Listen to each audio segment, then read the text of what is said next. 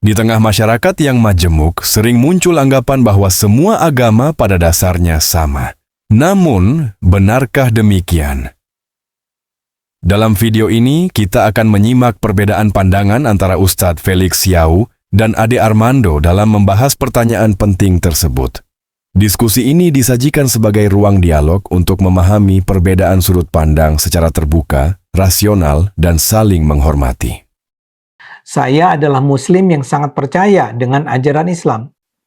Memang harus pula saya beri catatan, saya adalah Muslim yang taat, tapi percaya di dunia ini bukan hanya Islam agama yang benar. Saya percaya semua agama benar, tentu saja kecuali yang mengada-ada seperti yang menyembah setan misalnya. Tapi di luar itu, semua agama dan kepercayaan menurut saya adalah benar. Saya percaya para penyebar agama memang memperoleh wahyu dari Tuhan. Dari Nabi Muhammad, Yesus, Nabi Musa, Konghucu, Siddhartha Gautama, dan sebagainya. Saya percaya semua agama membawa ajaran kebaikan. Sebagian orang akan menuduh saya liberal. Tapi terlepas dari penampilan itu, saya merasa sebagai seorang Muslim, saya memang wajib menerima keberagaman agama. Jadi kalau saya mengakui kesetaraan agama, itu bukan karena saya tidak percaya Islam, tapi justru karena saya menganggap umat Islam atau seluruh umat beragama di dunia harus menerima kesetaraan agama. Ketika Rasulullah Shallallahu Alaihi Wasallam mulai mendakwakan Islam secara sempurna, beliau mendapatkan tanggapan-tanggapan yang sangat baik daripada orang-orang di Jaziratul Arab. Mereka berbondong-bondong mulai mengenal Islam dan kemudian mereka merasa tertarik dengan Islam yang waktu itu memang memberikan konsep yang berbeda dengan konsep yang ada yang sudah jumud pada saat itu. Maka orang-orang Quraisy yang pada saat itu menjadi status quo, mereka tidak senang dengan keadaan ini dan mereka mulai mengatakan kepada Rasulullah Shallallahu Alaihi Wasallam bagaimana usaha untuk mengkompromikan antara keyakinan mereka yang memang berbeda. Mereka mengatakan pada Rasulullah Shallallahu Alaihi Wasallam, wahai Muhammad, bagaimana kiranya ketika kita mencoba agama satu sama lain, bahwa kita tahu agama kita memang berbeda, keyakinan kita memang berbeda, tapi marilah saya akan menyembah agamamu selama 1 tahun dan sebagai gantinya engkau menyembah berhala-berhala saya juga 1 tahun. Jadi konsepnya adalah mengkompromisasikan agama itu agar saling merasa satu sama lain. Dan itulah yang menjadi sebab turunnya ayat Allah Subhanahu wa ta'ala surat Al-Kafirun yang berbunyi Qul ya ayyuhal kafirun la a'budu ma ta'budun wa la antum a'biduna ma a'bud wa la ana a'bidum ma abattum wa la antum a'biduna ma a'bud lakum dinukum waliyadin. Maka bagimu agamamu dan bagiku agamaku. Allah Subhanahu wa ta'ala dengan tegas dan dengan jelas memberikan wahyu kepada Rasulullah sallallahu alaihi wasallam dan juga pada seluruh umat muslim untuk tidak berkompromisasi dalam perkara akidah. Ketika ada orang-orang yang kemudian mengatakan bahwa mari kita menyembah agama kita satu sama lain bergantian, maka dengan tegas Allah mengatakan lakum dinukum waliyadin. Yang menarik di sini adalah ketika kafir Quraisy, sebagaimana yang disampaikan oleh Ibnu Katsir dalam tafsirnya mengenai surat ini, kafir Quraisy sadar betul bahwa mereka memiliki agama yang berbeda. Mereka memiliki agama yang tidak sama. Nah, karena itulah kemudian mereka menawarkan kompromisasi tadi. Nah, tapi mungkin kalau seandainya orang-orang kafir Quraisy tadi hidup di zaman sekarang, mungkin mereka terheran-heran, terkaget-kaget, terkejut. Lah kenapa? Karena sejahil-jahilnya mereka tidak pernah punya ide bahwa semua agama sama. Tapi ada orang-orang sekarang yang mengaku terpelajar, lantas mereka mengaku muslim, tapi mereka punya ide semua agama sama. Yang kalau seandainya orang-orang kafir jahiliyah tadi, orang-orang Quraisy tadi, ketika mendengar, mungkin mereka akan merasa minder. Lah kenapa? Karena mereka kalah jahat dibandingkan dengan orang-orang pada zaman sekarang. Mereka saja tidak terfikir, tapi orang-orang yang mengaku muslim pada zaman sekarang terfikir bahwa semua agama itu sama. Inilah konsep yang dinamakan dengan konsep pluralisme, yaitu menganggap semua agama sama, tidak ada kebenaran yang bersifat mutlak, semua kebenaran bersifat relatif, bahwa semua agama sama, semua akan masuk surga, semua mendapatkan balasan. Konsep ini tentu saja ditentang di dalam Islam. Karena kenapa? Karena konsep ini bertentangan dengan tauhid, bertentangan dengan bahwasanya Allah itu tidak ada serikat dengannya, dan seorang muslim ketika dia sudah memasuki Islam, maka dia tunduk pada syariat Allah Subhanahu wa ta'ala, bukan justru bermain dengan akalnya. Karena posisi akal di dalam Islam sesungguhnya sudah sangat jelas. Akal di dalam Islam digunakan untuk mencapai eksistensi Allah Subhanahu wa Ta'ala. Oleh karena itulah, ratusan ayat di dalam Al-Quran itu menyeru kepada kaum muslimin, menyeru kepada manusia untuk senantiasa menggunakan akalnya. Kenapa? Karena akal adalah jembatan antara mereka dengan Allah Subhanahu wa Ta'ala. Maka Allah hanya menyuruh kepada dua makhluk untuk kemudian berpikir dengan akalnya, yang diberikan akal itu agar dia mampu beriman, yaitu adalah jin dan manusia. Wa ma khalaqtul jinna wal insa illa liya'budun. Sedangkan pada makhluk-makhluk yang lain Allah tidak memerintahkan untuk berpikir dan untuk beriman. Karena kenapa? Karena iman hanya bagi yang memiliki akal. Tapi ketika seorang muslim sudah beriman kepada Allah Subhanahu wa Ta'ala, maka akalnya tunduk kepada syariat yang Allah dan Rasul bawa. Akalnya berganti fungsi dari memahami, dari mencari eksistensi Allah, menjadi memahami setiap dalil-dalil yang diberikan oleh Allah Subhanahu wa Ta'ala dan Rasulnya. Makanya Allah Subhanahu wa Ta'ala berfirman di dalam Al-Qur'an, "Wa makana lil mu'minina wal mu'minatin idza qadallahu wa rasuluhu amran ayyakuna lahum khiyaratu min amrihim." Ketika seseorang muslim sudah mendapatkan perkara-perkara yang Allah putuskan kepada dia, maka tidak layak kepada dia memiliki pilihan-pilihan dalam perkara syariat itu.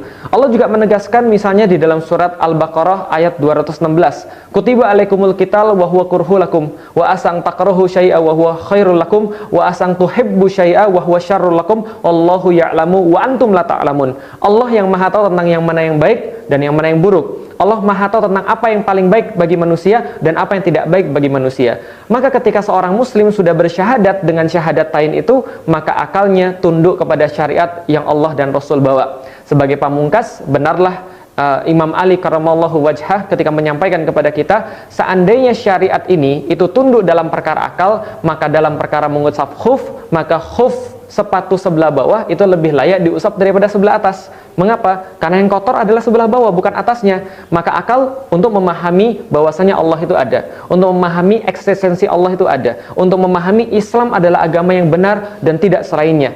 Tapi ketika sudah menjadi seorang muslim, maka akalnya tunduk pada syariat dan tidak ada konsep semua agama adalah sama. Ini adalah konsep yang sama sekali tidak dikenal. Bahkan mungkin kalau orang kafir Quraisy yang jahil itu pun, sejahil-jahilnya mereka, ketika mereka hidup pada zaman sekarang, mereka merasa aneh dengan orang-orang yang tadi, yang mengaku muslim, yang mengaku mereka punya pendidikan, tapi mereka punya konsep yang sangat aneh, yang bahkan tidak pernah ada pada orang-orang pada zaman dulu. Sejahat-jahatnya mereka tidak pernah mengucapkan semua agama itu sama. Dan ini adalah bagian daripada pluralisme, dan pluralisme beda dengan pluralitas. Pluralitas adalah keniscayaan karena beragam itu ciptaan Allah, tapi pluralisme menyamakan semua agama adalah bagian daripada syirik, dan ini harus ditolak di dalam Islam. Dan ini biasanya ketika mereka mengucapkannya, mereka berdalil dengan surat Al-Baqarah ayat 62 yang Allah firmankan di dalam Al-Quran, Bismillahirrahmanirrahim, A'udzubillahi minasyaitonirrajim, Innalladzina amanu walladzina hadu wan nasara was-sabiin man amana billahi wal yaumil akhir wa amila salihan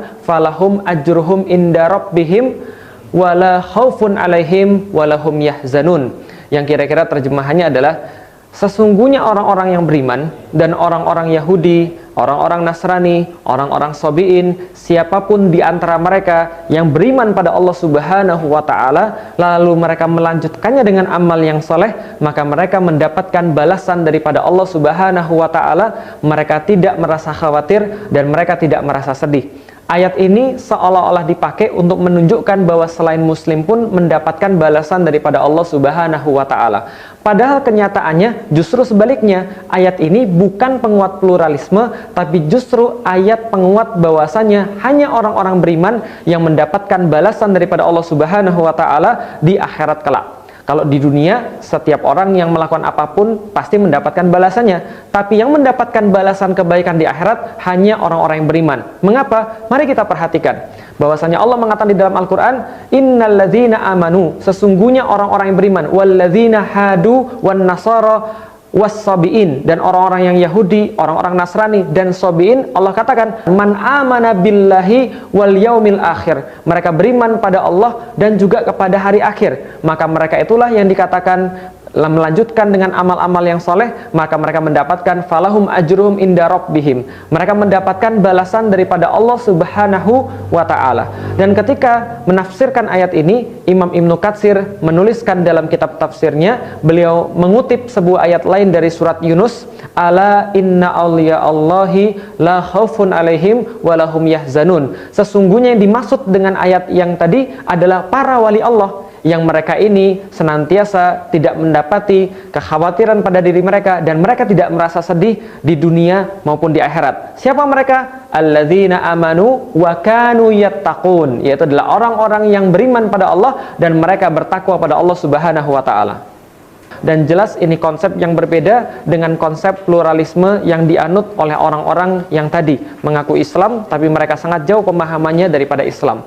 Kenapa? Karena kita membahas tentang iman, maka kita kembali pada klasifikasi yang Allah berikan di dalam surah Al-Baqarah. Ayat-ayat yang awal Allah sampaikan kepada kita, "Dzalikal kitabu la raiba fi hudal lil muttaqin alladzina yu'minuna bil ghaib wa yuqimunas shalah wa mimma razaqnahum yunfikun." Allah menyampaikan kepada kita bagaimana reaksi ketika orang mendapatkan Al-Quran. Maka reaksi yang pertama adalah mereka beriman kepadanya, mereka menjadikan Al-Quran ini sebagai petunjuk, dan itulah orang-orang yang beriman. Tapi ada reaksi yang kedua, innalladzina kafaru sawa'un alaihim a'anzartahum am lam tunzirhum la yu'minun. Mereka adalah orang-orang yang ketika mendapatkan kitab ini, kalian berikan peringatan, kalian tidak berikan peringatan, mereka tidak mau menerima isi daripada kitab ini, maka mereka digolongkan sebagai orang-orang yang kafir. Yang ketiga, wa minan nasi may yaqulu amanna billahi wal yaumil akhir wa ma hum bimu'minin. Ada orang-orang kemudian ketika mereka di depan orang-orang beriman, mereka mengatakan mereka beriman, tapi sebenarnya mereka tidak termasuk golongan orang-orang yang beriman. Wa idza laqul ladzina amanu qalu amanna wa idza khalu ila syayatinihim qalu inna ma'akum innama nahnu mustahzi'un. Mereka mengatakan ketika bertemu dengan orang-orang beriman, kami beriman juga, tapi ketika mereka kembali kepada kaum-kaum mereka, mereka mengatakan kami tadi cuma main-main saja. Sesungguhnya kami adalah bagian daripada anda-anda semua, yaitu termasuk orang-orang yang tidak beriman.